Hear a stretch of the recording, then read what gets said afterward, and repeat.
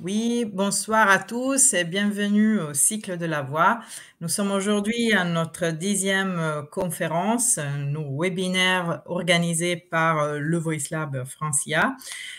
Aujourd'hui, nous allons, comme à chaque fois au cycle de la voix, toucher au sujet des technologies de la voix. Donc, nous allons parler sur comment capitaliser sur les données issues de la parole conversationnelle, quelles sont les limites et les nouvelles approches.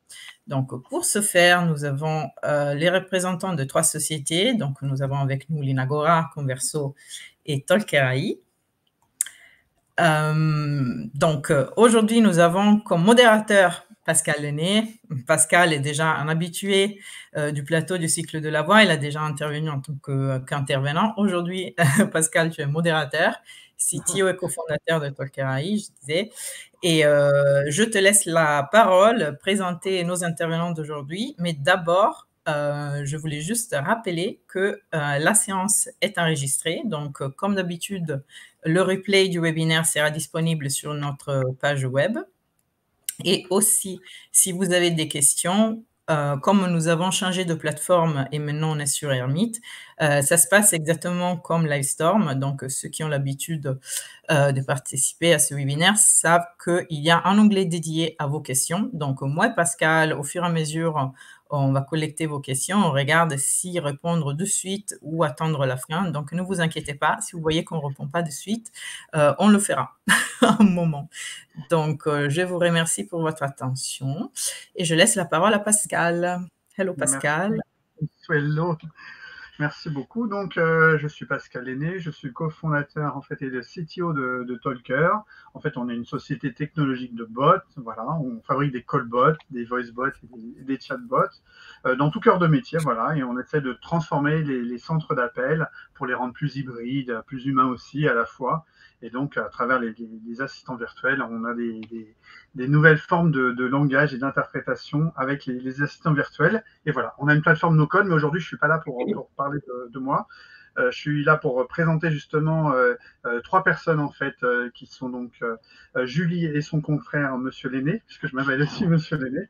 Et de l'autre côté, nous avons une personne de Converso qu'on connaît très bien, qui est Amédée, qui est aussi présent aujourd'hui. Alors on avait décidé un petit peu en interne aujourd'hui de partir sur la partie de l'Inagora aujourd'hui pour commencer en fait, et donc de parler, comment dirais-je, d'introduire un nouveau thème qui est l'approche sur les utilisateurs et sur le conversationnel aujourd'hui. Et donc, on va voir Julie qui va nous expliquer un peu ce qu'elle fait avec au niveau du TAL. Et donc, je vais la laisser très vite nous expliquer en fait et rentrer dans les détails de tout ce qu'elle fait. Julie en fait est linguiste et donc elle va nous expliquer quel est son rôle au sein de l'Inagora et ce qu'elle fait au niveau des assistants virtuels. Voilà. D'accord. Donc, bonjour tout le monde. Oui, comme Pascal a dit, je suis Julie Hunter et je travaille surtout sur les modèles de dialogue et de conversation. Et je suis avec Damien Nan, qui est notre responsable d'ingénierie. Et c'est pas moi.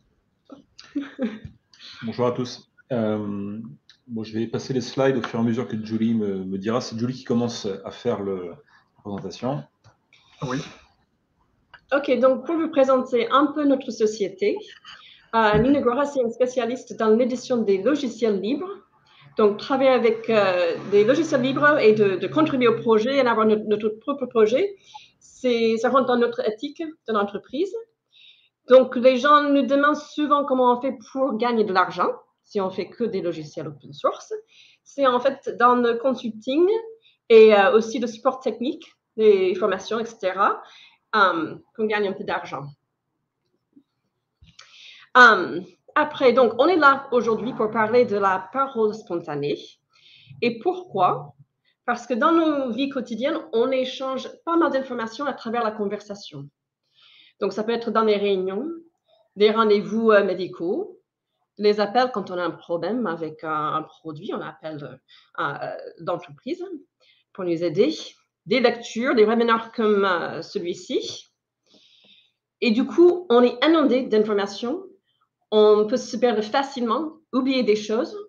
Donc, la question se pose, comment est-ce qu'on peut aider quelqu'un à se concentrer rapidement sur ce qui est important dans les échanges d'informations, comment on peut facilement s'en souvenir et comment on peut partager avec d'autres personnes. Donc, vous imaginez plein de cas.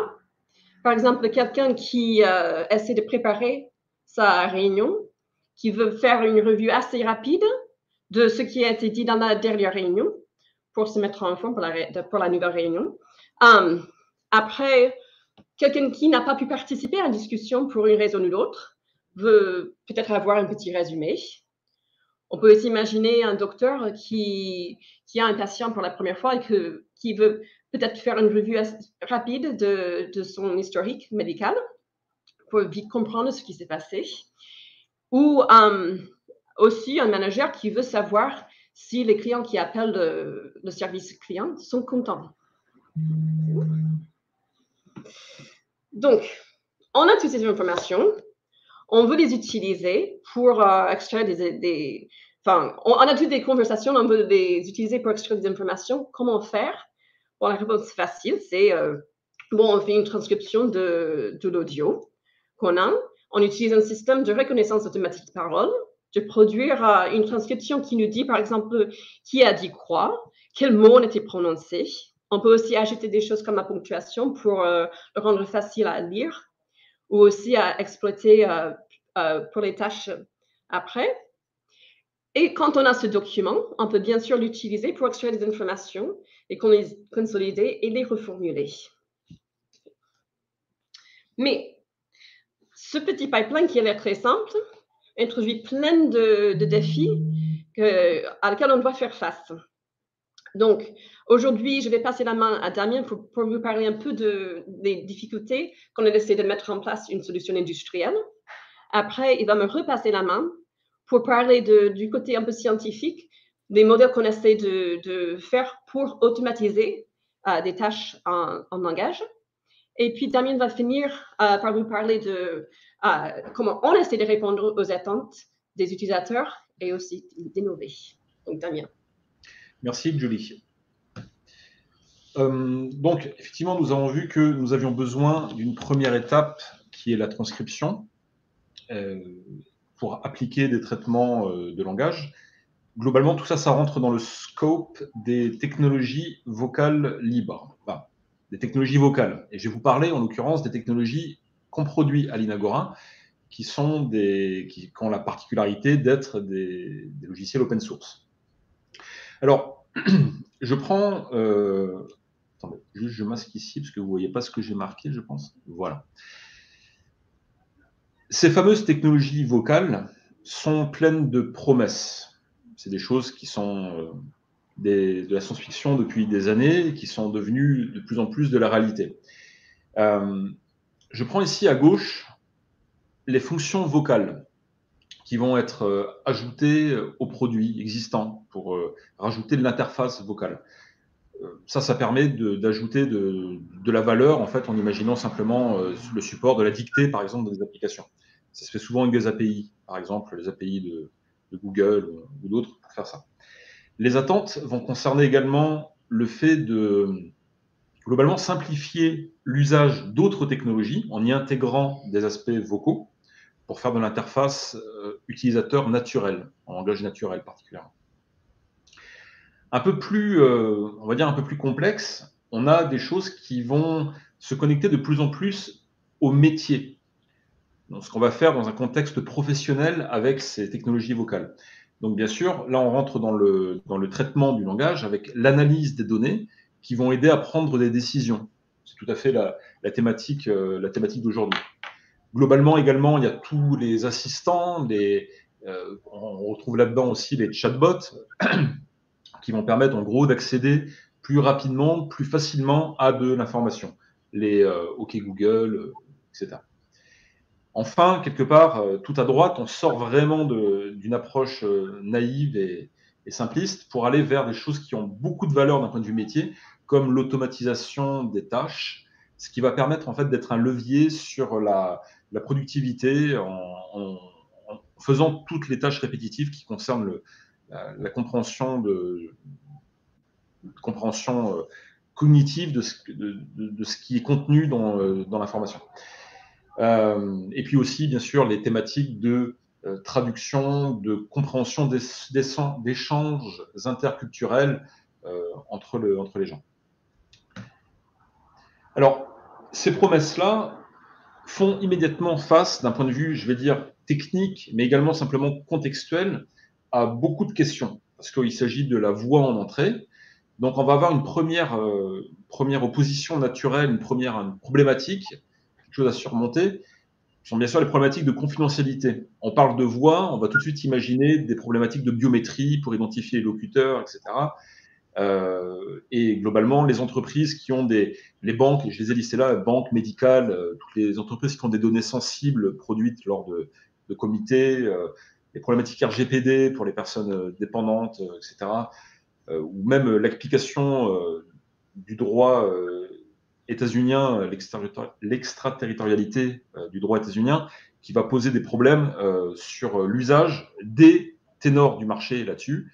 C'est les Google Cloud, IBM, Amazon Web Services, Microsoft, qui sont plébiscités souvent pour la facilité d'usage de ces solutions, au détriment du coût, mais on verra ça plus tard. Bien sûr, un autre sujet va être dans le traitement de la transcription, la fiabilité, la précision limitée de la reconnaissance de la parole sur les contextes métiers, ou aussi sur les problèmes de langue peu parlée, breton par exemple, moins parlé que le français en France. Là-dessus, les réponses vont être, dans un contexte métier, de créer des modèles dédiés qui vont contenir le langage, qui vont être capables de traiter le langage spécifique à un domaine métier, ou de construire des modèles linguistiques qui vont permettre de traiter des langues un peu plus exotiques. Notre problème, là on rentre un peu dans la thématique de la réunion, hein, de la parole conversationnelle dans ce contexte-là. On retrouve globalement des tas d'acteurs matériels, logiciels, et il n'y a pas d'interopérabilité qui est présente à cœur dans tout ça. Donc, tout autant les plateformes de visioconférence que les applications mobiles, Android, et iPhone, etc., que j'ai mis ce schéma-là qui montre un peu ce qui se passe dans un contexte d'enregistrement. En fait, des fois, c'est très compliqué d'enregistrer une salle de réunion où il y a 5 locuteurs locaux, 5 locuteurs distants en visio, etc. Donc, tout ça est potentiellement compliqué où il faut réaliser une formation sur les gens. Enfin, il y a des coûts élevés de développement pour les entreprises, que ce soit pour opérer ces fameuses solutions des ténors du cloud computing, qui vont proposer des trucs qui marchent bien, à peu près bien, et qui sont souvent très chers, ou qui vont nécessiter un gros investissement interne dans une entreprise pour ajouter de l'intelligence sur ces aspects-là. Alors, sur tous ces aspects-là, on va s'intéresser surtout à la troisième partie, la partie Smart Meetings. Et vous l'aurez compris, on retrouve la même logique. On a dans l'offre, enfin dans les produits qu'on développe, dans les solutions techniques qu'on développe avec Linto, on a des API cognitives qui permettent de faire la STT, la NLP, la voix de synthèse également, qui permettent de s'affranchir justement de ces acteurs-là. On a une intégration de nos API cognitives qui permettent de générer des agents conversationnels. Et on a une autre déclinaison qui est celle dont nous vous entretenons aujourd'hui, qui est beaucoup plus métier, qui concerne vraiment l'aspect salle de réunion, l'aspect parole conversationnelle, extraction d'informations, je les ai notés là, édition, collaboration, accessibilité, pour permettre de réellement capitaliser les données issues de la parole conversationnelle. Et dernier slide sur cette introduction-là, la plateforme, je le rappelle ici, est entièrement open source, qu'on le propose en déploiement sur infrastructure propre, on l'héberge pour nos clients et on le propose également en tant que service avec une plateforme SaaS. Jolie, je te redonne la parole pour parler des défis linguistiques. Il y avait peut-être les personnes qui nous écoutent ont peut-être déjà des premières questions, donc il ne faut surtout pas hésiter à aller dans le chat et nous les poser pour qu'on puisse y répondre et pour que Damien et Julie puissent y répondre plus facilement. En fait, quelle est la durée pour la mise en place? Enfin, je pose quand même une petite question. En fait, d'une part, c'est quelle est la durée pour la mise en place quelque part? Demain, je souhaite mettre en place justement ce type de technologie au sein de mon entreprise. J'ai envie de dire, quelle serait la durée de mise en place entre le moment où je commence j'ai pas forcément de données, et je veux mettre en place un système de réunion, d'écoute au sein de mon entreprise, qui est par exemple dans la santé, et donc j'ai besoin d'un environnement, on va dire, un peu sécure. Comment, quelque part, quelles seraient les premières étapes que je dois franchir? Alors, je vais y répondre assez simplement. Dans l'État, aujourd'hui, nous proposons nos solutions sous forme dockerisée. Donc, je parle de toutes les API cognitives. Donc, il n'y a pas le côté métier dont vous faisiez mention, Pascal, sur l'aspect réunion, traitement des réunions. On ne propose pas encore, puisqu'on est en train de déployer un service très orienté SaaS pour que tout à chacun puisse aller utiliser la plateforme avec un plan d'accès gratuit assez important. Donc, on n'a pas encore travaillé sur des déploiements sur vraiment cette partie-là, Smart Meetings. Mais pour ce qui est des API de transcription, donc toutes les API qu'on déploie, ça dépend de la complexité du projet, globalement, mais ça se substitue très bien. Pour peu qu'on ait des infrastructures qui vont bien, on peut les lancer en Docker et les opérer en interne dans l'entreprise. Et après, c'est l'affaire de quelques jours ou quelques semaines en fonction de la complexité du projet, du nombre d'utilisateurs. C'est aussi ça qui va beaucoup impacter les déploiements des API cognitives. Très bien. Julie, je vous laisse reprendre la suite, s'il vous plaît. D'accord. Oui, donc je vais vous parler des côtés un peu linguistiques. Quand on essaie de créer des modèles qui vont nous aider à extraire des informations automatiquement. Je vais commencer avec un exemple en anglais. Et la raison pour laquelle j'ai choisi cet exemple, c'est qu'il est pris directement d'un corpus de réunion. Il y a très, très peu de corpus de réunion parce que c'est très, très difficile de convaincre les gens de partager leurs réunions. Et même si on a des enregistrements de réunions, on n'a pas forcément les résumés qui vont avec. Donc, pour entraîner des modèles de résumés, c'est pas facile. Du coup, ça, c'est pris d'un corpus qui s'appelle le corpus AMI, qui est très connu, mais c'est en anglais. Donc, l'idée, c'est pas forcément de comprendre tout ce qui se passe ici, mais de voir quelques features qui sont importantes. Donc, là, déjà, vous voyez au début, le stress Bali kinda. Bali, ça n'existe pas plus en anglais qu'en français, c'est pas un mot. Donc, ça, c'est juste un truc qu'on invente un peu dans la conversation pour décrire. C'est un peu comme un bal de stress. Donc, on aura des mots qui n'existent pas trop dans le lexique. On a des expressions qui sont très propres à la parole. En français, vous avez l'usage de genre. En anglais, c'est like. So, you're like. C'est pas un truc qu'on va voir dans les données textuelles. On a aussi le troisième point en gras là. The F, donc on a pas mal de répétitions dans les données. On a des phrases qui ne sont pas complètes. On a des pauses pleines, des E. On a des phrases qu'on ne complète pas du tout. Ça, c'est la quatrième partie. Je ne sais pas si je vais faire un peu comme ça.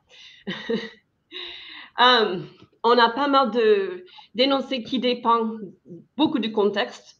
Donc là, la personne dit simplement a vegetable. Donc, il faut comprendre quand même que c'est lié à énoncé avant.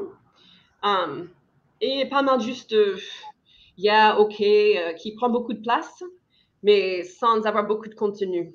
Du coup, tout ça, c'est-à-dire que les transcriptions qu'on a issues de la parole spontanée, très conversationnelles avec plusieurs locuteurs comme ça, sont souvent très longues, sont très bruitées, mais ils ont un contenu qui n'est pas très riche. On passe pas mal de temps en parlant de pas grand-chose parfois, donc c'est un peu difficile à traiter. Parfois, un autre problème, c'est qu'on a souvent besoin de reformuler les propos. C'est un problème qui est très lié au côté bruité des données. Donc là, on voit en haut ce qu'on appelle un résumé extractif, c'est-à-dire il y avait des humains, des annotateurs humains qui sont passés sur le corpus. Après, ils ont choisi pour chaque réunion dans ce corpus des phrases qu'ils trouvaient importantes pour le résumé.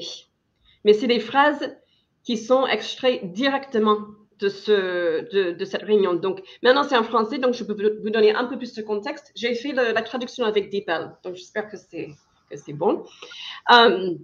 Mais en fait, dans ce corpus, c'est des gens qui discutent comment créer une télécommande pour une télévision. Et donc là, ils discutent la forme et la texture de la télécommande. Donc, vous voyez ici en haut les phrases qui ont été sélectionnées par les annotateurs comme étant importantes. Donc, mais si on avait une sorte de spongieux, une sorte de stress bally, si vous avez une balle anti-stress comme ça que vous tenez dans votre main, parce que je me disais que si vous aviez une couverture pour la partie squashy, donc tu dis que la partie molle est comme détachable, etc. Et puis bon, oui. Alors peut-être, comme tu sais, tu peux avoir comme la chose squishy de brocoli, et puis tu pourrais avoir comme la chose squishy de banane. Donc vous pouvez imaginer que si vous avez raté cette réunion et que quelqu'un vous présente ça comme résumé de réunion, ça va être beaucoup plus difficile à suivre que ce que vous voyez en bas. C'est ce qu'on appelle le résumé extractif. C'est juste la partie qui résume, en fait, toutes ces phrases extractives. C'est une partie de l'enveloppe sera constituée d'un matériau spongieux. C'est beaucoup plus facile à comprendre. Donc, on voit tout de suite que même si on a une transcription de paroles spontanées, faire un résumé ou extraire des informations, c'est pas aussi facile que de choisir les bonnes parties. C'est pas forcément facile à digérer. Donc, il faut aussi passer par une étape de reformulation suivante. Okay.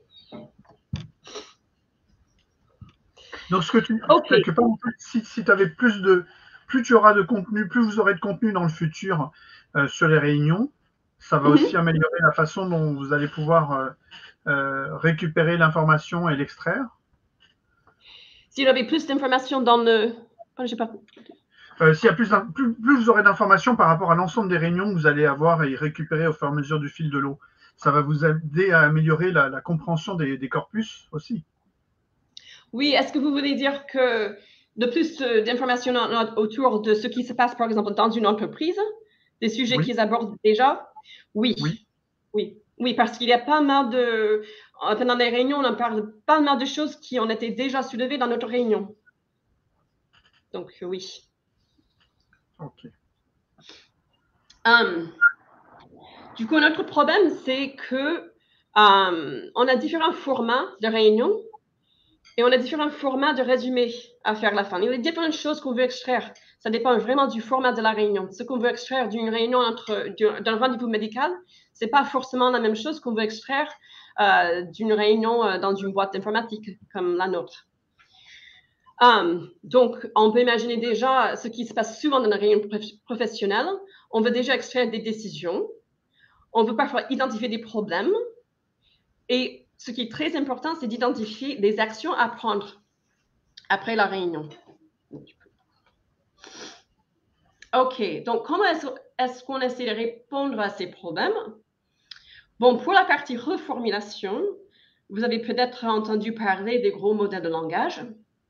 Et bien sûr, on essaie de créer des modèles qui se basent sur les transformers, les gros modèles de langage, qui sont forts à prédire quel mot est susceptible de venir après un autre mot dans un contexte. Donc, nous, on a développé un modèle qui se base sur le modèle BART, qui est entraîné pour le résumé. Et nous avons fait une version qui s'appelle BARTES, qui a été entraînée sur les données françaises. Mais c'est entraîné sur des articles de journal, donc sur du texte. Il n'a pas encore vu tous les échanges de dialogue qu'on a dans la réunion. Vous avez sans doute entendu parler de ChatGPT et GPT. Ce sont des gros modèles de langage qui sont très performants pour produire de très beaux langages parfois. Ils peuvent donner de bons résultats pour les résumés. Mais il y a plusieurs problèmes avec ces modèles pour les exploiter. Déjà, ils ne sont pas du tout open. On ne sait pas comment ils sont entraînés. On ne peut pas les fine-tuner assez facilement. C'est difficile de voir comment les adapter au cas spécifique. Donc, une entreprise qui a un manual pour comment monter, par exemple, on travaille beaucoup avec Airbus, par exemple. Donc, un manual détaillé sur comment monter un avion. Ce n'est pas quelque chose qui va se trouver forcément dans la base de données de ChatGPT ou de GPT. Donc, on a besoin, en fait, de pouvoir entraîner un modèle qui est spécifique à ce cas d'usage. il y a aussi le problème que ces modèles ont tendance à inventer des choses, ce qui est un peu compliqué si vous voulez faire un résumé qui doit se baser sur les faits. Il y a aussi des gros problèmes avec les limites de longueur. Souvent, vous pouvez leur donner qu'un texte de, bon, disons à peu près 500 mots, disons comme ça, ce qui n'est pas très long pour une réunion. Donc, il faut entraîner nos propres modèles. On peut passer aux planches suivantes. Pour cela, si on va entraîner nos propres modèles, et étant donné que la plupart de nos approches sont quand même supervisées, il faut avoir des données spécifiques à la parole spontanée. Du coup, nous sommes en train de créer deux corpus. Un corpus de ce qu'on appelle pré-entraînement, donc pour un modèle qui a juste vu la dialogue. Donc, il a vu des pronoms comme you, me, etc., qui se passent très souvent qu'on voit souvent dans des réunions, qui a vu des disfluences, des choses comme ça qui sont particulières à la parole spontanée. Et dans un projet financé par l'ANR, nous sommes en train de créer un corpus de 100 heures de réunion avec résumé qu'on va pouvoir utiliser pour entraîner un modèle de résumé spécifique. On a aussi d'autres approches pour traiter le problème de la longueur des transcriptions, mais je passe sur ça. Vas-y. Il y a une personne qui nous parlait de Berthe et de Camembert. Bart, je pense, c'est une sous-branche quelque part de Berthe, en fait, quelque part. Enfin, c'est sur le même type, la même typologie de modèle avec les transformers, de toute façon. Ça reste la même. Oui. Bart, c'est comme Bert, dans le sens où you have a bidirectional encoder, comment dire en français. Mais il y a aussi un parti décodeur qui est entraîné pour le résumé, pour les tâches downstream, on va dire. Donc, c'est le même style. D'accord. Mais plus décodeur à la fin. OK. Mais on utilise Camembert aussi dans d'autres contextes, comme pour la ponctuation, dans d'autres modèles. OK. OK. Donc, dernier problème, répondre à la diversité de conversations et résumés. Donc là, ce qu'on essaie de faire, c'est dans notre corpus de quand même créer des exemples de différents types de réunions où on se focalise sur les décisions ou des action items, des actions à faire, etc. On peut privilégier l'extraction et pas abstraction pour certaines tâches. Donc, identifier des dates importantes, des choses comme ça. Et on va essayer de travailler avec des templates tant qu'on peut. Et tout ça nous amène à l'idée, en fait, de penser pas forcément à tout automatiser, parce que parfois, ça prend des années pour entraîner de bons algos, mais vraiment réfléchir à comment on peut aider l'utilisateur à gérer un peu le problème eux-mêmes. Donc, on focus sur l'assistance et pas l'automatisation complète. Donc, si on a des problèmes, par exemple, des erreurs qui sont entraînées par la difficulté de un langage, ce qu'il faut essayer de faire, c'est de créer une interface facile, facile à utiliser pour les utilisateurs de corriger le langage eux-mêmes. Si une transcription est trop longue, il faut donner à l'utilisateur une façon de découper eux-mêmes la transcription. Si on a besoin de formats divers, il faut proposer à l'utilisateur des templates peut-être modulaires. Et si on a besoin de reformuler des propos, alors on peut donner un espace pour que l'utilisateur puisse travailler et reformuler ses propos eux-mêmes. Donc, sur cette note, je passe la main à Damien. Tout à fait, Julie. C'est ce qui fait un très bon pivot, justement, avec les décisions que nous avons prises dans le produit métier de Linto, de faciliter ces choses-là. Et nous allons vous présenter globalement les points qui nous ont semblé les plus pertinents et les innovations qu'on a voulu réaliser sur notre plateforme. Alors, excusez-moi. L'outil dont je vais vous parler principalement, c'est un outil de la famille de ce qu'on peut appeler des scribes virtuels. Donc, qu'est-ce que c'est qu'un scribe virtuel? C'est un outil intégré de transcription qui permet, comme Julie le mentionnait avant, d'éditer, donc de corriger, également d'exporter, de rajouter des traitements divers dans du contenu vraisemblablement conversationnel. Donc, ça va servir à notamment transcrire les textes et les dialogues, issus d'une réunion ou d'autres sources de médias, et puis transformer ces enregistrements-là en notes, je dis bien notes, qui sont des choses condensées, en fait, écrites, afin de les partager, en identifiant les mots-clés, les moments importants, et puis aussi, dans la mesure du possible, de voir les tours de parole et les interlocuteurs qui parlent à un moment donné. Alors, sur cette famille de logiciels de scripts virtuels, l'état de l'art est riche. Il y a beaucoup d'entreprises qui se positionnent là-dessus. J'en ai noté quelques-unes ici. Dictation, Happy Scribe, qui rajoute aussi une couche de traitement humain. Auteur, qui est probablement le leader du marché, Umberscript, Trint, les technologies de nuance, Microsoft. Bon, tout ça, ça fait énormément de gens dans l'écosystème. Et encore, ils sont beaucoup plus nombreux que ce que j'ai mis là. Et la plupart vont avoir, encore une fois, un souci, vont parfois créer un souci, en tout cas, puisqu'il y a une production de données. Et la plupart de ces acteurs, notamment les leaders, auteurs, Dictation, Umberscript, vont utiliser en réalité sous le capot des API cognitives, des API de transcription fournies par les grands opérateurs cloud. Avec les questions que je mets ici en gras, vous les avez bien comprises. Je m'étais noté également sur à ce moment-là, vous pouvez nous parler des outils comme Whisper AI ou il y a un truc là qui marche en ce moment, c'est ChatGPT, bien sûr, qui va être évidemment, tout le monde n'a que ce mot-là à la bouche pour faire de l'abstraction de données. Bon, bah là, évidemment, on confie ces données à on ne sait pas trop qui au final. Donc, ça peut quand même poser un certain problème. Et surtout, ces solutions-là, donc, qui sont très visibles, Whisper ou ChatGPT, vont ne pas avoir en fait une possibilité de se déployer de manière métier très facile pour répondre aux besoins des utilisateurs dans le contexte d'une entreprise, partager les documents, etc. Donc, il y a des choses qui sont très centrées dans ces solutions-là ou dans des solutions open source, comme Whisper, qui marche très bien sur votre poste de travail à vous pour enregistrer votre audio. Ce n'est pas forcément adapté au contexte industriel. En tout cas, il faut le wrapper dans un outil plus industrialisé.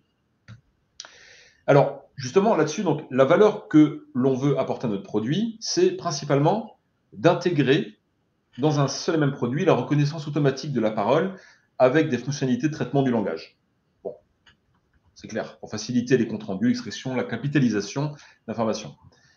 Dans ce qui nous concerne à l'Inagora, on avait besoin aussi de cet outil-là pour recevoir industriellement et proposer à nos clients et aux gens qui suivent l'écosystème open source pouvoir mettre en place nos travaux sur l'IA, nos modèles. Également, un besoin qui est apparu, c'est de faciliter l'acquisition d'informations, donc même l'enregistrement, le stockage, la diffusion, la collaboration sur les données. Tout ça est assez complexe, même l'acquisition, on l'a vu avant, équiper des salles de réunion en visio d'un côté ou des gens d'un autre côté avec des microphones dans les salles de réunion. Comment intégrer tout ça? C'est une vraie question. Et puis, globalement, un besoin qui est important pour localiser la donnée, donc avoir une valeur capitalisée sur cette donnée, c'est d'aller pouvoir rechercher facilement en full texte dans un jeu de conversation qui concerne une thématique donnée où on les aura classées de cette manière-là. Et bien sûr, pouvoir faire des annotations, des taxonomies, rechercher par taxon également.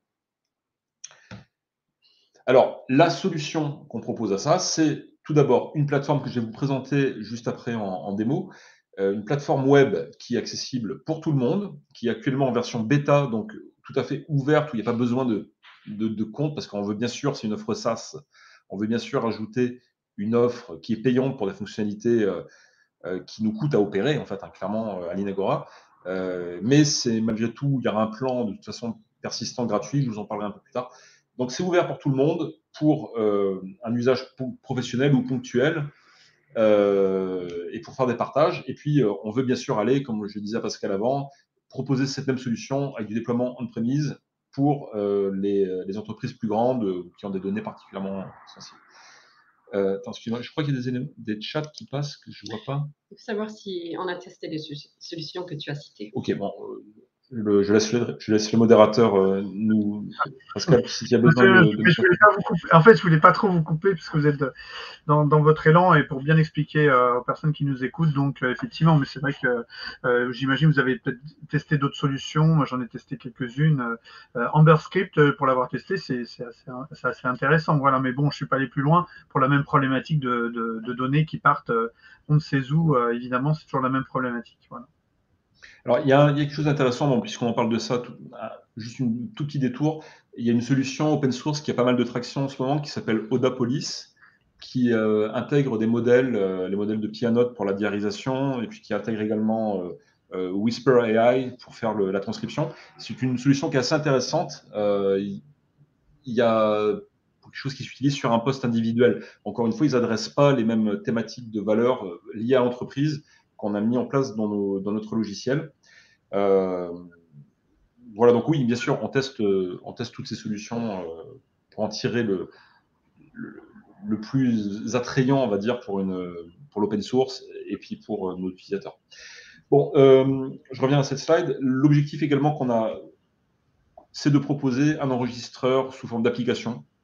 Ce n'est même pas encore en bêta, ça reste quelque chose qu'on a défini récemment, mais ce qui est certain, c'est qu'on va proposer un enregistreur facilitant l'acquisition de la donnée audio pour notre plateforme.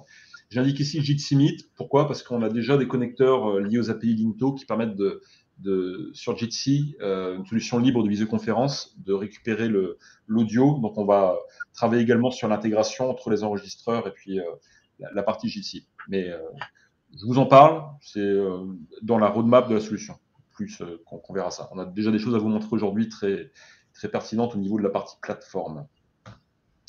Alors, les innovations... Quand je vois que le temps passe aussi, en fait, je ne sais plus si vous aviez une petite démo à nous présenter avant de passer la parole à Amédée, mais c'est juste pour vous prévenir par rapport au temps qui file, évidemment. Bon, excuse-moi, au niveau de timekeeping, je suis peut-être à côté. Je vais rapidement passer là-dessus. Il y a des innovations intéressantes dans notre solution. On a notamment modèle, l'alignement temporel automatique, qui est quelque chose qu'on ne trouve pas dans toutes les solutions, la diarisation, la ponctuation, la normalisation. Donc, on opère nos API cognitives. Et puis, tout ce qui est collaboration, recherche dans toute conversation. Je vais aller vite à la démonstration. Et là, je vais avoir un peu de manip à faire pour me mettre sur l'interface. Excusez-moi pour ça. Et je peux faire, je crois, F11, c'est sur Chrome pour mettre en plein écran. Je crois que c'est ça, ouais. Ok, donc je me connecte à ce...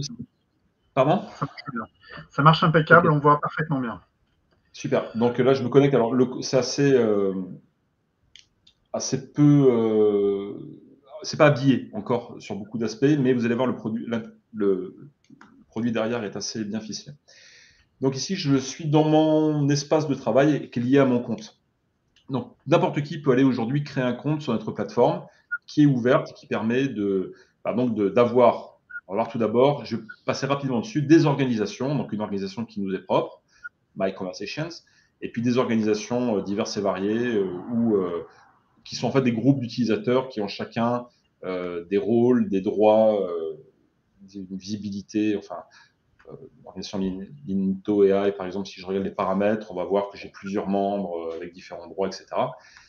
Voilà. Maintenant, je vous montre la création de conversation. Donc, par défaut, on peut créer une conversation, on choisit où on la met, on lui donne un titre, une description, tac. On peut accorder les droits aux membres de l'organisation avec un droit de lecture, etc.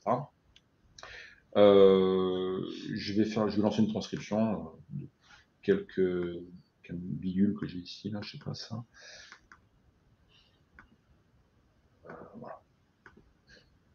J'avais fait. Donc, je choisis ici une découverte de service. Pour l'instant, nous n'avons ici que le modèle qu'on propose en SaaS de transcription en français.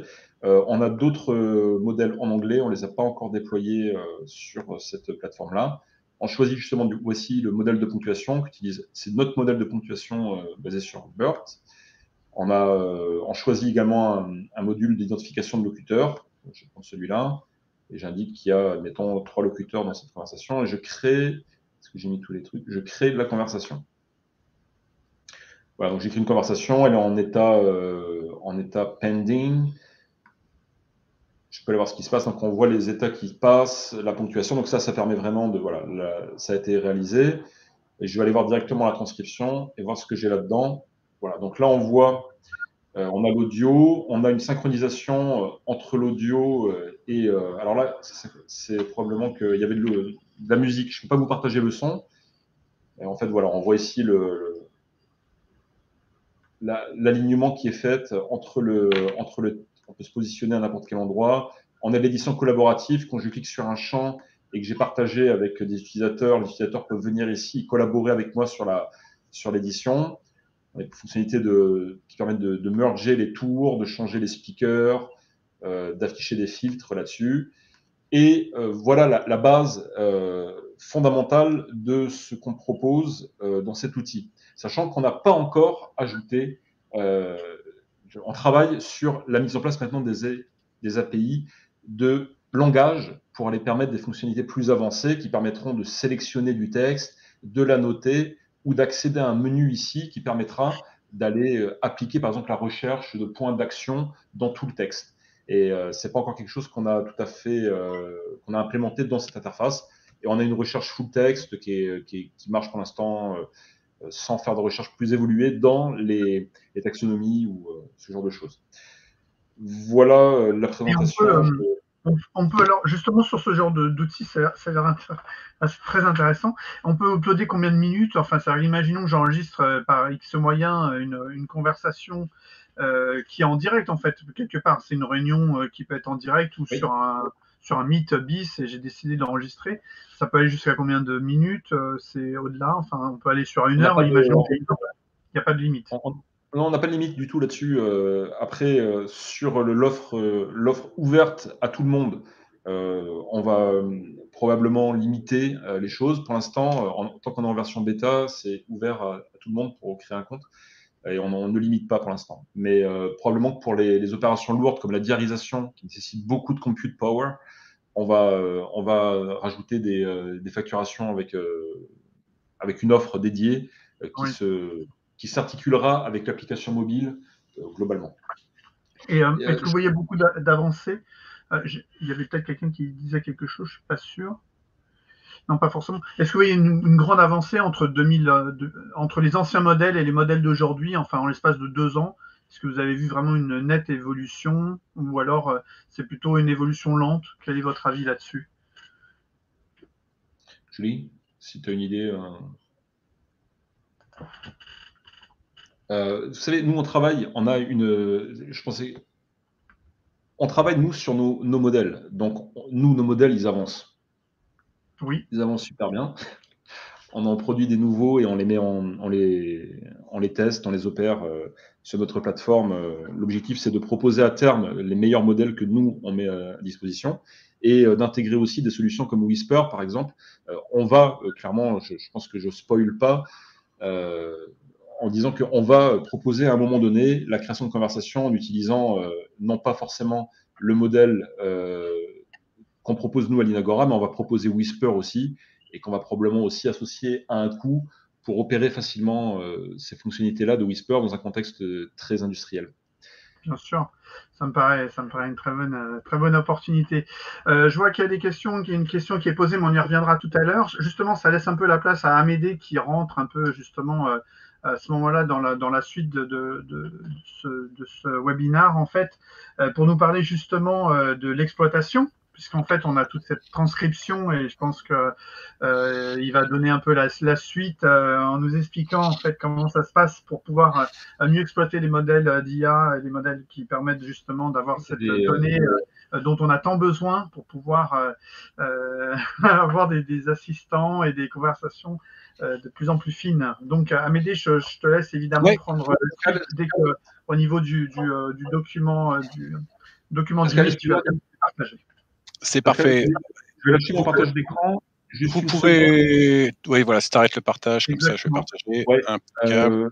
malgré tout, je vais quand même montrer une dernière slide Oui, à mon bien niveau. sûr. Il y avait encore quelques éléments qui étaient liés à la roadmap, mais j'en ai parlé sur ce qu'on va rajouter dedans, nos API de NLP, etc. J'en ai parlé en faisant la démo, donc je vais laisser la main ici. Simplement vous rappeler que aujourd'hui, vous pouvez vous rendre vous-même sur cette adresse-là pour créer votre compte et puis manipuler dès aujourd'hui la plateforme. Voilà, je ne peux que conclure en vous invitant à créer votre compte et à manipuler un peu notre système.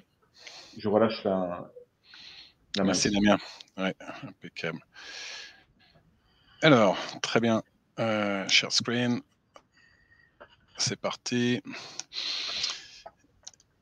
Ok, je pense que vous allez voir mon écran dans une seconde. Merci de confirmer. Très bien. Donc, merci beaucoup Damien et Julie. Ça fait une intro, enfin c'est pas plus qu'une intro, mais enfin ça fait un use case parfait, puisqu'en gros on vient de voir à l'instant un outil qui permet de capturer du transcript et de l'améliorer, de le rendre bon pour plein de besoins. Et ce que je voudrais vous montrer maintenant, ce que je voudrais discuter, c'est finalement comment est-ce qu'on peut utiliser ce type de données, toutes ces données conversationnelles qui ont été capturées, qui ont été revues, qui sont de bonne qualité, pour un certain nombre d'autres cas d'usage. Donc, je suis Aimé Despotier, je suis cofondateur et CTO de la société Converso. Juste pour présenter rapidement la société, on est éditeur, pardon, excusez-moi, on est éditeur de logiciels, on est une start-up française, on a 6 ans et globalement, on travaille avec un certain nombre de grands comptes sur l'automatisation du support employé ou client. Donc l'automatisation, c'est un certain nombre de use cases que je vais vous décrire, mais globalement, on est sur l'automatisation sur la base de textes, de données non structurées, de textes. Et voilà, et on travaille pas mal en France, mais aussi à l'international. Donc voilà, ce qui montre bien que la techno française s'exporte très bien. On peut, avec des clients aux US, en Australie, un peu partout. Et on fait beaucoup de partenariats avec les grands des systèmes d'information d'entreprises telles que Atlassian, ServiceNow sur le côté ITSM ou Microsoft Office au 365 ou Google Workspace sur les outils collaboratifs. Voilà, et donc on essaye de participer à l'écosystème français via le Hub Francia et puis d'autres organisations. Voilà. Et donc, pour rebondir un peu sur ce qui vient d'être dit, finalement, nous, ce qu'on observe dans tous nos sujets, qui vont être donc d'essayer de fournir toute une série d'automatisations sur des problématiques utilisateurs, c'est que le point d'entrée, c'est d'avoir de la donnée client, c'est-à-dire d'avoir du texte qui représente la voix de l'utilisateur, avec ses mots, ses termes, son style, ses fautes d'orthographe, tout ce qu'on veut. Donc ça peut être de la voix orale, ça peut être du texte écrit, ça peut être un transcript. Et en fait, cette donnée d'entrée, elle est fondamentale parce que c'est elle qui va permettre de construire finalement le corpus, les apprentissages qui vont ensuite être utilisés pour plein de use cases. Si je prends la base des transcripts de conversation, qui peuvent venir par exemple d'un outil tel que dans la suite Linto, le Conversation Manager, je vais pouvoir utiliser les transcripts par exemple pour faire dans notre solution ou dans d'autres, faire de la clusterisation, donc finalement prendre mes phrases, essayer d'identifier, de créer des clusters, des groupes qui vont me permettre de sortir finalement les grands sujets qui remontent. Et ça, c'est vraiment un point très important parce qu'avant même de lancer quelques projets, que ce soit d'automatisation du support ou de différentes fonctions, ce qui est important, c'est de bien comprendre quels sont les cas d'usage et vraiment de travailler sur le top 10, le top 100, donc d'être toujours dans le Pareto, dans le 80-20, trouver le 20% des cas qui couvrent 80% des besoins. Donc la clusterisation, c'est vraiment un aspect important. Et donc avoir du texte brut comme ça permet vraiment de sortir des choses. Il y a un autre aspect qui va être fondamental. En général, quand on est sur un corpus dans une industrie quelconque, dans un contexte client quelconque, on est généralement dans un contexte, et le contexte, malheureusement, c'est pas toujours Wikipédia tel qu'il est utilisé dans tous les grands modèles open source qu'on peut trouver. Souvent, le contexte d'entreprise ou client va être très différent et il va y avoir beaucoup de de terminologie, beaucoup de spécificités, métiers qui vont être vraiment très particulières et qu'il faut savoir découvrir. Donc on va utiliser finalement toute cette banque de conversation pour faire tourner des modèles de détection d'entités, valider finalement qu'on comprend tout ce qui est dit, que tous les mots qui sont mentionnés, on les comprend, qu'ils sont dans notre dictionnaire, s'ils n'y sont pas, qu'on les rajoute. Donc on va faire cette détection d'entité, on va construire la taxonomie, etc. C'est vraiment une partie importante qui nous donne le corpus. On va pouvoir utiliser aussi ces phrases finalement via des annotations pour définir des modèles de catégorisation ou de détection d'intention. Donc ça, c'est un autre cas d'usage, c'est-à-dire qu'on va prendre des bouts de phrases et on va dire, bah voilà, ce bout de phrase, finalement, ça représente telle catégorie ou ça représente telle intention. Et donc, finalement, on va pouvoir utiliser ce texte pour identifier les sujets, identifier tout le vocabulaire dans l'entreprise et commencer, en fonction de notre besoin, si notre besoin c'est de faire de la catégorisation, si c'est de faire des réponses, etc., à identifier, catégoriser, mapper des bouts de texte avec un label particulier. Voilà. Si je prends donc si je prends, bon, là c'est nous ce qu'on fait, mais si je prends une phrase quelconque utilisateur, là c'est en anglais, mais en gros les gens vont s'exprimer avec des acronymes, avec des shortcuts, avec plein de choses. Et les mots qui vont être utilisés n'ont pas évidemment le sens, n'ont pas forcément le sens qui leur est donné dans un dictionnaire. Ça va être des mots qui peuvent avoir là Hercule, c'est pas un prénom, c'est pas la mythologie grecque, c'est un produit par exemple. PB, ça va être problème. Il y a plein de choses comme ça qui vont se passer, qui vont pas être forcément détectées via des outils standards basés sur des modèles génériques. Et il faut bien pouvoir tout découvrir. Et pour pouvoir tout découvrir, en fait, ce qui est important, c'est d'avoir ce corpus. Donc, on peut avoir il y a toujours des corpus de base qui vont être des corpus construits. Donc, nous, on va avoir nos propres corpus en fonction de vertical métier. Il va y avoir évidemment des corpus qui vont exister dans des bibliothèques, des librairies standards, je ne sais pas, de type Spacie, NLTK ou quoi que ce soit. Mais on va pouvoir créer des corpus custom, précisés. Et tout ça, ça va nous permettre finalement d'avoir cette première chaîne de traitement du texte où on va pouvoir faire de la correction, on va pouvoir faire de l'extraction d'entités, on va pouvoir normaliser, lématiser, stématiser, mettre le texte sous des formes utilisables pour faire des bons modèles. On va pouvoir s'en servir également pour faire de la recherche sémantique, c'est-à-dire qu'à partir du moment où on est vraiment capable de faire toutes ces associations de mots, etc., on peut faire des recherches beaucoup plus fines, puisque on va raisonner finalement par concept, et on va pouvoir faire des associations qui vont bien au-delà de juste la notion de token. On va pouvoir utiliser des phrases, des apprentissages. On va pouvoir faire de la catégorisation, c'est-à-dire que par exemple, si on a identifié plein de phrases qui correspondent, je ne sais pas, à des niveaux de criticité, ou à du sentiment ou à quoi que ce soit, on va pouvoir construire des modèles de machine learning qui vont nous permettre finalement, sur la base d'inputs existants, d'associer des bouts de phrases à des catégories, de faire de l'apprentissage là-dessus, et ensuite donc de déterminer automatiquement une catégorie sur la base d'un nouveau texte. Donc c'est vraiment les fondamentaux des modèles d'AI qu'on va pouvoir utiliser. On va pouvoir faire de la détection d'intention si c'est le cas, si ça a du sens, si on est dans un projet d'agent virtuel, par exemple.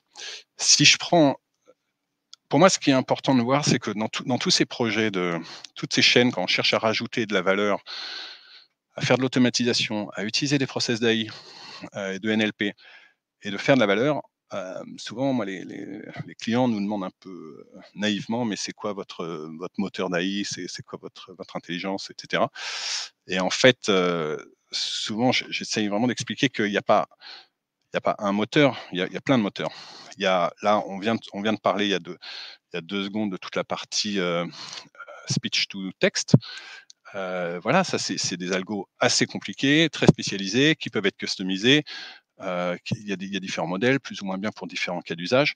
Mais après, en fait, dans le processing d'un texte utilisateur, Là, je prends l'exemple d'un agent virtuel qui va répondre à cette phrase. Il va se passer plein de choses. Il va se passer une partie speech to text, il peut se passer de la détection de langue, il peut se passer de la traduction, il peut se passer de la détection d'intention, de la détection d'entité. Donc, finalement, je vais avoir tous mes petits modèles. Et tous ces petits modèles, ils vont être soit basés sur des modèles standards, soit basés justement sur des modèles qui sont appris via les éléments qu'on a vus précédemment, qui ont été capturés donc via ces phrases d'apprentissage. Donc c'est vraiment important de comprendre qu'il y a plein de modèles et en fait avoir la bonne donnée source, avoir du texte utilisateur propre, donc d'où l'intérêt justement d'avoir ces outils qui vont nous permettre de nettoyer, c'est vraiment fondamental et c'est vraiment la clé du succès. Si on n'a pas ça en point d'entrée, après, on est coincé sur juste des modèles génériques et qui donc vont bien marcher si on est sur du texte très générique. Mais dès qu'on est dans une problématique métier, une problématique industrielle, une problématique client particulière, on va avoir des soucis. Donc, toutes ces briques, voilà, c'était juste un petit exemple pour montrer que finalement, il y a plein de cas d'usage autour de ces données d'entrée. Et toutes ces briques, ensuite, ça permet de faire pas mal de choses. Donc, nous, ce qu'on fait, c'est que on essaye, nous, dans notre proposition de valeur, on essaye de proposer des solutions pour les agents du support. On essaye de proposer des solutions pour les employés et des solutions pour les clients finaux. Donc, on a sur la base des outils qu'on a, sur la base des corpus qu'on va apprendre et sur la base des apprentissages qu'on va réaliser, donc que vous venez voir précédemment, finalement, ce qu'on va pouvoir proposer, c'est des solutions telles que Agent Assist. Donc ça, je vous ferai une petite démo, qui est une solution qui va écouter une conversation et proposer à chaud des recommandations de résolution à l'agent. Donc l'agent, il a rien à faire, il est avec son casque, il écoute l'utilisateur et il a des propositions qui remontent. On va pouvoir faire du triage automatique. Donc ça va être, par exemple, recevoir des emails, comprendre de quoi il s'agit et les router vers le bon groupe de résolution. On va pouvoir faire des agents virtuels. Donc ça, c'est quelque chose qu'on a beaucoup fait, en particulier sur le support employé, sur le support IT. Donc là, on est vraiment pareil dans des terminologies très fines et très spécifiques à un domaine. Si on pense aux problématiques IT, on pense à des centaines de produits avec des acronymes, avec des versions, avec plein de trucs, et dans chaque société, des applications métiers, avec des noms imbitables qui font partie d'aucun modèle et tout ça. Donc on est vraiment au cœur de cette problématique de capturer la façon dont les gens mentionnent les choses, qui ne correspond pas forcément au lexique officiel. Il peut même y avoir des surnoms, il peut y avoir tout ce qu'on veut. Et puis après, pareil, au niveau de l'expérience client, donc là, il peut y avoir on va fournir différents types de modèles, ça peut être des chatbots, des callbots, des mailbots. Enfin, voilà, mais tout s'appuie finalement sur les mêmes briques. Donc nous, sur notre plateforme conversationnelle, et vont utiliser finalement les moteurs que vous avez vus précédemment. C'est un peu toujours les mêmes principes, mais le point d'entrée reste toujours le même. C'est bien comprendre les use cases, donc bien comprendre la voix de l'utilisateur, quels sont les sujets qu'il amène, donc c'est la clusterisation dont je parlais, et puis bien comprendre tout son vocabulaire et savoir, voilà, en fait, comprendre, évidemment, c'est la clé. Donc, les différentes briques. J'avais une petite question là-dessus, puisqu'on est aussi dans cette partie-là. Nous, il y a une problématique qui est entre le speech to text et ensuite la compréhension du texte et la compréhension des entités et des intentions qui vont derrière, puisqu'en fait, parfois le speech to text n'est pas, aujourd'hui, ne répond pas à 80, allez, disons, il est un peu aware, allez, 96, 97%, allez, soyons fous, 97, 98%. Forcément, parfois, on va avoir des nouveaux mots qui apparaissent, que vous devez voir. Je pense par exemple à un truc très simple, ticket restaurant et TR. Celui qui va écrire TR et qui n'a pas été entraîné sur TR, on va se demander quel est le. J'ai pas reçu mes TR et j'ai pas reçu mes tickets restaurant. Comment ça se passe de votre côté au niveau de la mécanique pour que très vite, ça se trouve c'est déjà géré en automatique aujourd'hui? Non, c'est pas. Non, tu as tout à fait raison. C'est une bonne question. Donc ça, on est exactement dans la situation finalement du transcript qui est pas à 100% propre, puisque finalement on a un transcript avec un mot qui ne correspond pas à la voix. Mais cela étant, il faut le comprendre, ce mot. C'est pas le bon mot. En général, ce qu'on va retrouver, c'est pas le mot qu'on attendait, mais ça va être un autre mot du dictionnaire, un mot plus standard, on va dire, qui statistiquement avait des chances de se retrouver à cet endroit-là.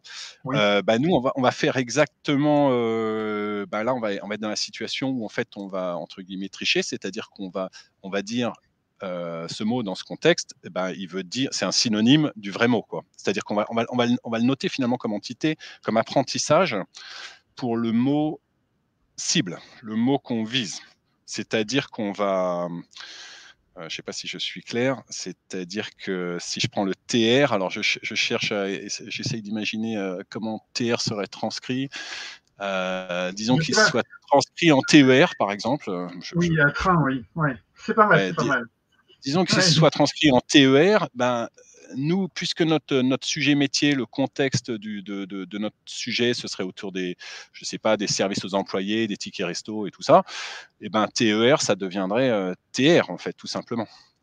On a eu un cas assez similaire. Je fais une petite anecdote avec quelqu'un on lui pose une question et la personne répond Samira. Samira, c'est un oui affirmatif qui était passé sur un prénom, évidemment, au premier passage. Étonnamment, bon, évidemment, je pense que pour celui Damien, c'est à peu près les mêmes problématiques qu'on rencontre. Alors évidemment, l'objectif, c'est pas de se prendre une boîte à chaque passage, mais c'est intéressant évidemment d'améliorer cette détection des intentions et d'améliorer l'apprentissage. Voilà. Donc évidemment, je vous laisse reprendre la suite à m'aider. Ouais, merci. Mais effectivement, en fait, globalement, enfin, d'ailleurs, juste pour rajouter un tout petit peu là-dessus, il y a vraiment 2 choses qu'on peut faire. Enfin, en fait, enfin, même j'en vois 3 dans ce qu'on fait. Nous, il y a la technique que je viens de dire qui consiste juste à dire, OK, bah, ce mot, je vais le comprendre comme le mot cible, en fait, finalement. C'est une sorte de synonymie. Ça, c'est la solution 1. La solution 2, c'est de rajouter du vocabulaire à l'outil de speech to text. Alors après, j'imagine ça dépend des modèles. Nous, sur celui sur lequel on travaille, on peut lui rajouter du vocabulaire et donc ça renforce le poids statistique de ce mot. Et donc, il sort plus facilement. Et donc, finalement, ça aide. En fait, ça aide beaucoup. Et après, il y a une autre solution, évidemment, qui consiste à rajouter des entraînements au sens la paire voix et texte. Voilà, ce qui prend plus de temps. Après, c'est toujours pareil, ça dépend. On essaye avec les solutions simples. Et puis, en fonction des besoins, voilà. Enfin, mais il y a trois solutions pour nous qu'on peut utiliser. Et tu as une démonstration aussi, un peu une petite micro-démo à nous montrer, c'est ça Je vais vous montrer un micro-truc. Alors, ce que je vais faire, c'est que... alors, en fait, bon, nous on a pas mal de cas d'usage. Je vais vous en montrer un qui est basé sur... un peu sur ce qui a été dit finalement, puisque là, précédemment, on était dans cette idée de j'écoute une conversation et mon objectif, c'est de faire un transcript assez précis et avec un objectif second à venir qui est celui du résumé. Voilà, très bien. Nous, on a un peu la même problématique sur la partie Agent Assist, c'est-à-dire que l'idée, c'est qu'on écoute une conversation, pareil, et on capture ce qui est important dans cette conversation et pour faire de la recherche pertinente et trouver des suggestions à l'utilisateur. Donc, je vais vous montrer une petite démo de là-dessus. Par contre, je ne sais pas si j'ai réussi à faire passer la voix. Donc, en fait, là, ce que je vais vous montrer finalement, c'est ça. L'idée, c'est juste des clients qui parlent à un téléconseiller via un SVI. Et enfin bon, disons qu'il peut y avoir un premier niveau d'automatisation avec un chat ou un callbot. Et si jamais il y a un transfert vers un conseiller, le conseiller va finalement avoir une aide, une assistance en temps réel qui va se faire sur la base de la détection de ce qui se dit avec son utilisateur. Voilà, c'est un produit qui s'appelle Agent Assist et qu'on sort là, qu'on a mis en production pour tout vous dire ce matin chez un grand assureur. Voilà. Donc, alors j'ai vraiment un doute si la voix va passer. Sinon, je vous enverrai le lien dans le chat également. On va voir tout de suite.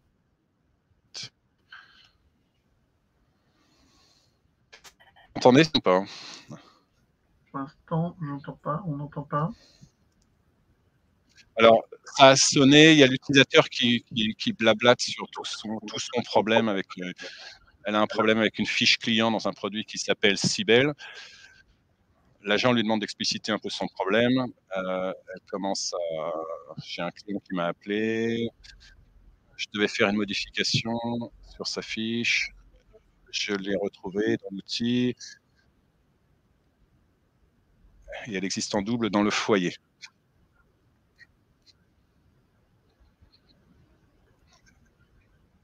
J'ai dû faire des modifications, j'ai pas pu les enregistrer. Voilà, j'essaye de faire le transcript de ce qu'elle raconte.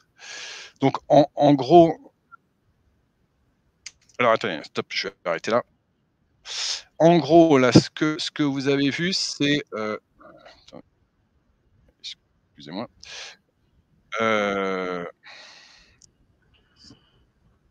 Donc, ce que vous avez vu finalement, c'est, je vais aller un peu plus vers la fin, c'est l'utilisateur. Alors, je suis désolé, vous n'aviez pas la voix, alors évidemment, on une grosse partie de l'animaux, mais l'utilisateur et l'agent, ils parlent et disent plein de trucs. De ce plein de trucs, on extrait les mots qui sont saillants, qui sont importants dans le contexte de l'entreprise. Donc en fait, ça peut être des mots, ça peut être des concepts. Et sur cette base, en temps réel, donc évidemment, là justement, il y a toute la problématique des mots métiers, la problématique des acronymes, des synonymes, de tout ça. Et sur cette base des mots métiers, on a des propositions en temps réel qui apparaissent. Et voilà. Et après, évidemment, le meilleur article peut être liké, disliké, etc.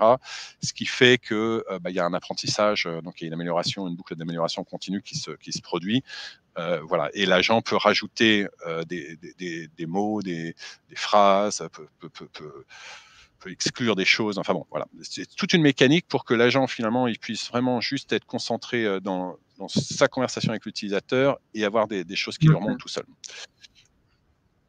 J'avais une question d'un utilisateur de Monsieur Collinet de Micropole. La différence de proportion de travail manuel, c'est important, c'est un vrai sujet en fait derrière, à produire dans la composition d'un corpus. Alors évidemment, je sais que ça prend évidemment pas mal de temps. Est-ce qu'il y a un travail à produire par l'utilisateur pour qu'on puisse mettre ça en place, ou alors il faut vraiment avoir un expert en métier qui puisse prendre la main pour justement mettre. Oui, alors, nous, tout le truc de notre outillage, c'est justement de donner la main aux sachants métiers là-dessus.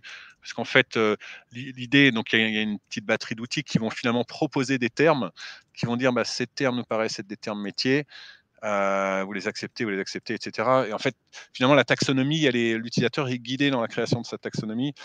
Et voilà, donc, et non, c'est assez rapide, hein. Enfin, après, ça dépend de la taille de l'entreprise et du nombre de choses, mais en général, on parle de, je sais pas, de quelques heures ou quelques jours pour construire ça. Et après, au fil du temps, dans le cadre du projet, de temps en temps, on va découvrir qu'il y a tel terme qui est pas bien reconnu et qui va être ajouté, etc. Donc après, c'est tout l'aspect back-office qui va permettre de gérer le cycle d'amélioration continue, j'allais dire, des modèles, des apprentissages et tout ça. De toute façon, je pense qu'il y a la loi de Pareto qui s'applique très généralement sur les use cases, puisqu'en fait, c'est toujours, enfin, on va dire le 80-20, on le retrouve assez souvent.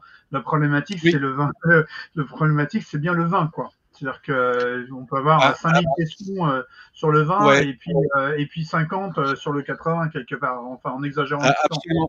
En fait, nous notre, sur ce sujet, notre stratégie, elle est assez claire. Et globalement, je pense que ça a du sens. Hein, c'est que effectivement, il y a le Pareto, il y a le 80-20, que je pense qu'il faut vraiment se focaliser sur l'automatisation du récurrent. Et par contre, nous, avoir le human in the loop, c'est-à-dire exactement ce que je montrais sur la slide suivante, si j'y arrive, celle-là, c'est-à-dire avoir le client qui va parler d'abord à un chat ou à un callbot et avoir de façon complètement transparente une passerelle vers le centre de contact, vers le centre de support. Pour nous, c'est fondamental. C'est-à-dire que l'idée d'automatiser, je ne sais pas, entre 40 et 70% des demandes entrantes, mais ne pas pouvoir tout automatiser et surtout ne pas laisser une expérience déceptive à l'utilisateur. Donc, d'avoir, quand on ne sait pas, on ne sait pas. Quand on n'a pas de solution, on n'a pas de solution. On passe la main à un agent et cet agent, il va fournir une solution et cette donnée conversationnelle et ce qu'il va trouver, etc., ça va finalement améliorer le modèle pour la fois suivante. Donc voilà, nous on voit le truc en combinaison en fait, combinaison des deux. Automatisation, viser l'automatisation la bonne moitié du support et puis en laisser une partie en humain, quoi. D'ailleurs, je veux revenir un peu là-dessus avec Julie. J'ai une question plutôt pour l'Inagora là-dessus. Toujours pareil sur cette histoire de capture de l'information, en fait, de capture de la data. Julie, est-ce que tu penses qu'en fait, en augmentant forcément avec le temps le fait de pouvoir capturer plus facilement des données des locuteurs, en fait, les modèles vont forcément s'améliorer et donc arriver à des résultats qui seront probablement au-delà des 80, peut-être si on parle en pourcentage, peut-être 95% de compréhension des contenus, voire plus. Alors, je ne sais pas où vous en êtes au niveau, si derrière les transmissions des résumés, vous arrivez à faire une compréhension et dire, bon, bah, on a compris à peu près, on a fait un résumé qui est à peu près équivalent à 90% de la compréhension globale d'un meeting, par exemple. Je voulais avoir un peu votre avis là-dessus, Julie, Damien. Si j'ai bien compris la question, c'est est-ce que améliorer des algos d'extraction d'informations, c'est une question de quantité de données? Non, je ne pense pas. On voit ça avec ChatGPT. Là, il y a pas mal de données. Il y a quand même où il se trompe, c'est plus sur les questions autour de la logique, la mathématique, tout ce qui est un peu symbolique, en fait. Tout ce qui lui oblige de suivre des règles. Et donc, quand même pour la réponse, si on veut répondre à une question, si on veut faire un bon résumé qui est fidèle aux faits, parfois, quand c'est compliqué, ça nous oblige de faire des inférences logiques. Et là, on voit vraiment sa faiblesse, même avec beaucoup de données. Donc, je pense qu'il faut quand même trouver des approches hybrides. Ouais. Pas juste des données, non. Oui, ok. Une approche hybride. Amédée, je pense que c'est ce que tu disais aussi, quelque part, avoir plusieurs moteurs. J'ai envie de dire, pour simplifier, un peu d'IA, un peu de regex, et ça doit aller, quoi. C'est ça. Alors, je suis d'accord, j'irai un peu plus loin que le regex, c'est-à-dire qu'il y a des approches symboliques assez puissantes avec des patterns assez avancés, mais absolument. Nous on est très hybride, et j'en parlais encore ce matin avec une autre société qui fait pas mal d'annotations, etc. Et l'hybride, c'est vraiment bien. Ça permet de faire des choses très précises, le symbolique. Donc, il y avait une personne qui avait posé une question tout à l'heure par rapport au GDPR. Alors, peut-être que vous avez invoqué le GDPR, donc je m'adresse à Sarah, en fait, qui nous a posé cette question-là.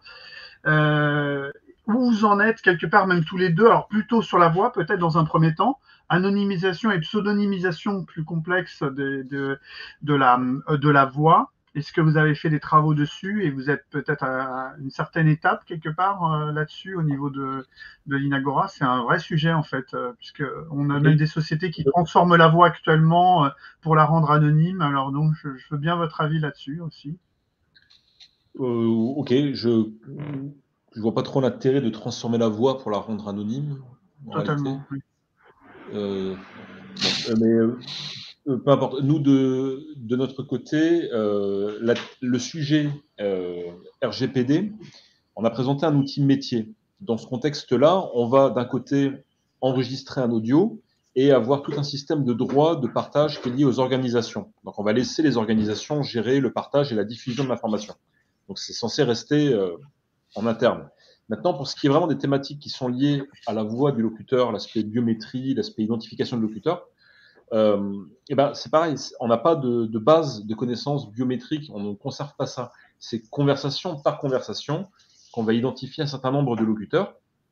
Ça fait des clusters qui vont être ensuite annotés par une identification qui est faite par la personne qui va aller opérer, qui va aller travailler sur la conversation. Il va dire, là c'est John qui parle, là c'est Raoul, là c'est Max, et après il va associer des tours de parole à cette personne-là, qu'elle soit réelle ou pas réelle. Enfin, voilà comment nous on travaille là-dessus. Donc sur les aspects de biométrie, on ne propose pas, c'est un peu en dehors de notre sujet actuel. De toute façon, je pense que la biométrie, c'est vraiment un domaine vraiment très particulier. Il y a une société en France qui est un petit peu plus connue. Il y a WeSpeak qui est là-dessus. Après, je pense que Nuance travaille aussi sur des modèles de biométrie.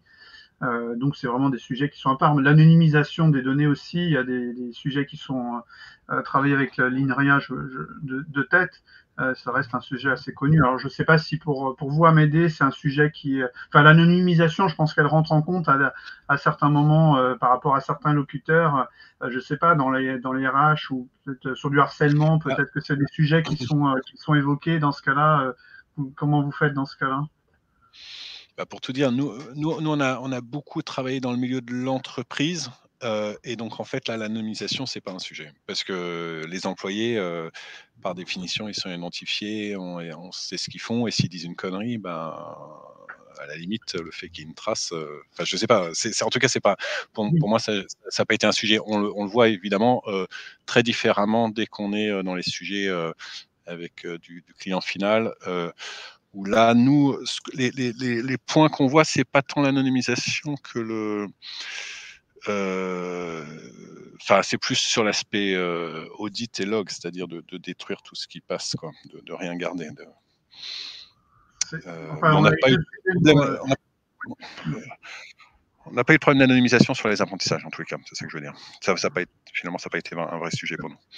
Vous avez pour l'instant un sujet qui a été évoqué par une grosse entreprise du CAC 40 sur le harcèlement dans le cadre du travail, qui n'a pas donné lieu pour l'instant à un bot, mais c'était un sujet qui était avant Covid, qui avait été évoqué. Et c'est vrai que l'objectif, c'était qu'ils voulaient qu'on ne sache pas qui était derrière le demandeur, et donc il y avait ce problème d'anonymisation des données à un moment donné. Mais c'est vrai que ça peut être un peu complexe si vous vous conservez évidemment des logs, parce que j'imagine que toutes les datas sont enregistrées. Je vous avais un petit peu coupé, Julie Damien, tout à l'heure, mais vous voulez peut-être reprendre quelque chose par rapport à votre PowerPoint. En fait, il y avait peut-être un suivi après les exemples qui étaient qui étaient très intéressants que vous avez fait. Est-ce que vous voulez reprendre peut-être un peu la suite là-dessus pour nous expliquer un peu la suite du travail que vous faites actuellement, quoi. Enfin, les perspectives que vous avez dans les mois à venir, en fait, quelles sont les perspectives, on va dire, par rapport à ce projet que vous faites? Bien sûr, je vais repartager mon écran du coup. Tac.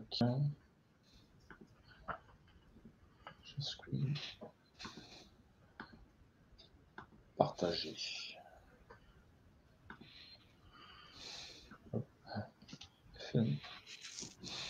Et j'en profite pendant que vous repartagez. Si vous avez des nouvelles questions, on est intéressé. Donc, je vois des questions qui arrivent. Donc, en attendant, je vais peut-être déjà poser les premières questions. Donc, j'en profite pour vous rappeler qu'Ameda a posté en fait le YouTube qui permet d'avoir les informations pour suivre la conversation qu'il y avait avec un agent. Donc, j'ai une question de Asnika Beb. Bonjour, chez Okidaki, on travaille sur un outil d'aide à la régulation du SAMU, donc la santé, et on nous demande de travailler sur l'anonymisation de la voix pour des bandes afin de formation, donc un vrai sujet. Et donc les personnes cherchent une formation et effectivement, c'est pas évident de trouver une solution. Il faut chercher du côté de l'INRA aujourd'hui. Je sais qu'ils travaillent sur des projets d'anonymisation, mais c'est quand même encore, c'est pas encore passé en mode industriel. Donc quel est est-ce que vous avez peut-être des réponses à apporter, Julie, ou Amédée aussi, enfin, de votre côté, quelle est votre vision là-dessus? J'avoue que j'ai pas de réponse sur cette question, malheureusement. Enfin, j'ai vu des tests, en fait, pour l'instant, qui étaient assez intéressants sur l'anonymisation. Ça retransforme la voix en quelque part une autre voix. Vous avez même des moteurs actuellement. Il y a un moteur même qui enlève le paralinguistique, puisque quand on parle, on rajoute des bruits. Et donc, il y a des moteurs qui cachent un peu les bruits, quoi. J'ai une autre question de Kevin, en fait. Les salariés d'une entreprise, alors ça s'adresse sûrement à m'aider, en fait, je n'ai pas encore lu. Les salariés d'une entreprise peuvent donner leur accord pour être enregistrés dans un but précis, probablement, Ouais. je suis partagé. Il faut s'assurer en parallèle que les données ne puissent pas être utilisées pour un autre usage. Oui, alors je préfère que tu expliques cette partie-là, mais évidemment. Oui, alors déjà là, on parle d'enregistrement, donc on parle de voix. Là, moi, finalement, dans mon entreprise, j'étais plutôt sur des modèles de texte, donc de chat, globalement. Et j'ai pas eu cette demande, pour tout dire, parce que en fait, c'est les données d'entreprise de la même façon qu'un email qui est enregistré aussi. Je pense pas qu'on donne son accord là-dessus. Enfin, j'avoue ne pas être un spécialiste de la question, mais en tous les cas, tous les RSSI et tous ceux qui sont penchés sur les questions ne nous ont pas voilà, c'est pas remonté comme étant un point. Mais effectivement, on avait posé la question en particulier à certains clients justement de savoir s'il fallait avoir ce process de demande d'autorisation, enfin d'informer l'utilisateur le fait que ces conversations étaient enregistrées, mais ce n'est pas remonté comme un. Voilà, pour nous, c'est jamais remonté et pourtant, voilà, Enfin, il y a une vraie problématique sur l'enregistrement des datas, puisqu'en fait, plus on en cumule, ça pèse énormément en termes de poids et d'archivage. Donc, il y a une vraie problématique d'archivage, je peux vous le garantir. On voit sans doute, en texte moins. En texte, oui, en texte, c'est beaucoup plus facile. Mais la voix, par contre, le fait d'archiver à 250, 400 kilos, voire plus, pour une conversation d'une, 2, 3, 4 minutes, nous, on voit les poids que ça prend, on arrive vite à un terrain, et de toute façon, les gens s'en servent pas, donc c'est un vaste sujet donc pour pouvoir supprimer de manière automatiquement les datas et avoir les autorisations qui vont autour. Quoi. Voilà. Moi, sur les projets sur lesquels on est sur de la voix, globalement, il n'y a pas de stockage, en fait. La donnée est gardée peu de temps juste pour faire du speech analytics, des choses comme ça, et elle est détruite.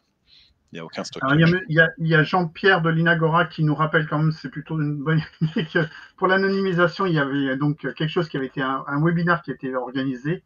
Donc, je pense qu'effectivement, il est toujours en ligne, donc c'est plutôt une bonne idée. Je n'avais pas pu assister, mais je pense que ça peut être intéressant de creuser cette idée-là pour les personnes qui recherchent des informations, évidemment, sur ce domaine qui va quand même beaucoup évoluer, je pense, dans le futur, quoi.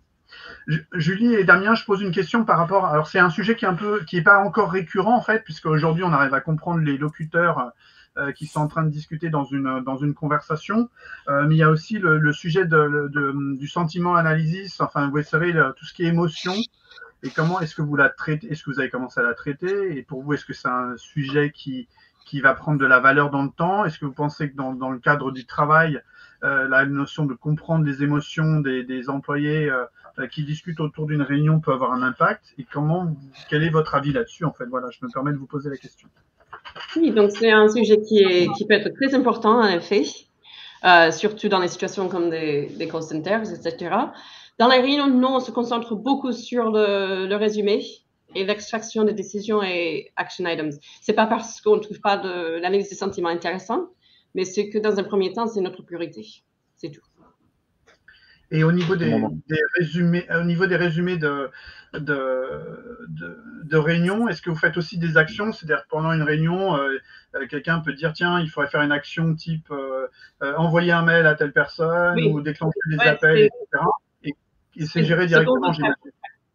Oui, c'est ce qu'on veut faire. Mais je vois qu'il y avait aussi une question par rapport à le temps que ça prend de créer un corpus. Oui. Je ne sais pas si c'était aussi dans ce contexte, mais je peux dire que dans le projet qu'on a pour préparer le corpus de réunion, là, ça fait déjà 2 ans qu'on travaille dessus. C'est un très gros boulot.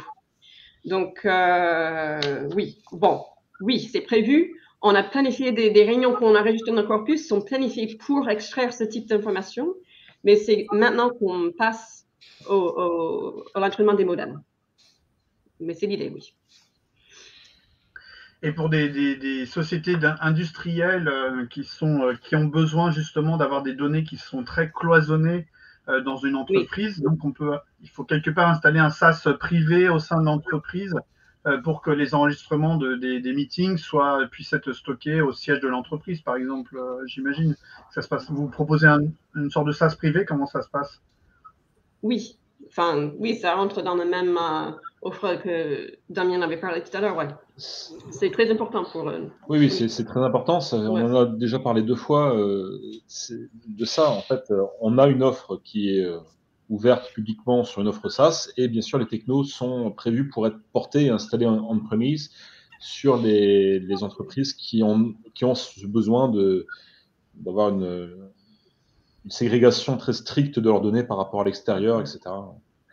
Mais on est encore sur un déploiement principalement axé sur l'utilisateur via une offre SaaS pour que tout le monde puisse en profiter et expérimenter les technologies qu'on produit au niveau de l'Into, que tout le monde puisse en bénéficier facilement. C'est ça qui nous implique le plus actuellement, la diffusion de nos technos avec, au-delà de l'open source, une simplicité à l'usage. C'est-à-dire que demain, je peux enregistrer une conversation, en fait, je mets mon téléphone quelque part, enfin peut-être pas, mais je mettrai un téléphone au milieu d'une pièce sur une table et j'enregistre une conversation avec plusieurs personnes. Ensuite, je l'upload dans l'Into au niveau de votre outil pour pouvoir extraire le jus et d'avoir quelque part le résumé, ce qui me ferait gagner du temps. Je pense que c'est ce que j'ai montré en démonstration, plus ou moins. Oui, l'idée, c'est qu'on a un audio, on l'envoie sur la plateforme est ouverte, tu peux créer un compte dès maintenant. Go. Ceci dit, avec un portable, ça va être pire qu'avec un vrai micro. Oui, voilà, j'allais dire par rapport à la notion de micro, en fait, vous êtes sur du 24 000 Hz, enfin, c'est pas de la téléphonie, c'est pas du 8 000 Hz, quoi. C'est compliqué à répondre à ça. Il y a plein de choses qui se passent dans un téléphone pour enregistrer. En l'occurrence, aujourd'hui, on prend n'importe quel type de média. On ne prend pas que des audios. On prend des films, ce que tu veux, tu l'envoies dans n'importe quel format et on aura un résultat qui est plus ou moins, qui peut être dépendant de la source, mais on a quand même un modèle. Le modèle qui est opéré là par l'Inagora est très résilient aux conditions d'enregistrement. Voilà, je peux te répondre là-dessus. Maintenant, sur le téléphone, l'enregistreur dont on vous a parlé, qui n'existe pas encore, on veut faciliter l'acquisition audio. Et là, il y a plein de questions qui se posent qui sont très technico-techniques. Il y a 11 modes différents d'enregistrement sur Android qui sont dépendants des types de micros que tu as. Il y a activer 2 micros au sommet au deux bouts du téléphone pour l'interview, activer de l'echo cancellation, activer du beamforming pour identifier la position des locuteurs avec plusieurs micros, et tout ça peut impacter énormément les conditions voilà, donc on traite bien l'audio et on va proposer une solution pragmatique qui rationalise l'expérience utilisateur sur justement le côté téléphone. Et pour l'instant, on prend n'importe quel type. Tu as eu un film, tu l'envoies sur la plateforme et ça marche. Très bien. Je vais appeler Netflix. Je laisse la parole à Consolo qui clôture ce webinaire et cette séance qui est super agréable. Consolo, je l'imagine que tu n'es pas très loin. Je te laisse prendre la parole. Oui, voilà, vous me voyez, vous m'entendez? Très bien. Bon, merci déjà à nos invités, à Pascal, pour cette session très, très intéressante. Et j'ai vu plein de questions passer. Et pour rappel, donc, tous nos webinaires sont disponibles en replay sur notre page web. Donc, vous avez parlé, il y avait des questions qui passaient sur l'anonymisation, sur la biométrie vocale. Voilà, c'est des sujets qu'on a déjà abordés pendant des webinaires. Peut-être vous trouvez vos réponses en regardant voilà, les différents replays. Il y a tous les dates, les sujets, etc. Donc, n'hésitez pas à consulter cette mini-bibliothèque. Moi, je remercie Amédée, Julie et Damien pour leur présentation impeccable et voilà, très intéressant, très concret. Voilà, on était toujours plus sur la parole conversationnelle, sur le corpus, voilà, et Pascal pour ta modération impeccable aussi. Donc, merci. Si vous voulez contacter nos intervenants, donc n'hésitez pas à écrire à la boîte mail du VoiceLab, donc contact@levoicelab.org. Je vous le remets aussi dans la messagerie de Hermite. Et sinon, je vous remercie à vous aussi pour votre audience. Voilà, cette trentaine, on était tous bien connectés jusqu'à la fin. Donc, merci beaucoup. Et à la prochaine. Merci à tous. Merci. Au revoir. Merci. Au revoir. Merci.